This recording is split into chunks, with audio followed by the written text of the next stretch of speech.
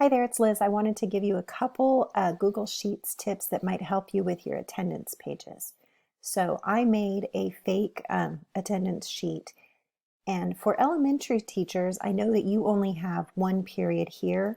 So the first thing I want to show you is you might feel like going down each checkbox is time consuming and takes good aim, and that's true. One thing you can do is check the box, and then this little blue square, if you drag that when you get the plus sign, if you drag it down, it's going to fill all those squares.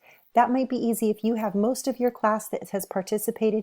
You just need to uncheck a couple, then you can check all of them and then uncheck.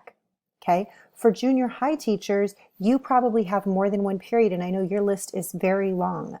I've added, well, I got up to 50, but what I want to show you is you can filter this. So go to your period column, column F, click here, and you can clear all of them and just check your 1A, or if you're at the junior high, period 4 maybe. So you do have, this sometimes gets confusing, you have another slide over here. If you can't see OK, go here and you can slide down to see OK, but you can see then it's just going to give me my 1A class so I can take attendance.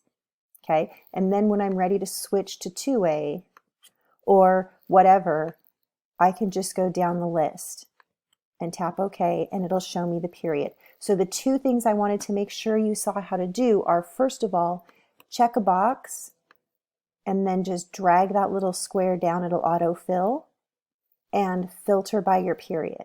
All right, hopefully that makes attendance easy. Having it all on one page is necessary because other people have to do work with this spreadsheet, and that makes it more manageable for them too. So this filter, if you're at the junior high, is going to be really key to just seeing a specific group of students. All right, thank you so much for all your work. Learning Google Sheets, it turns out, is really kind of a good skill to have.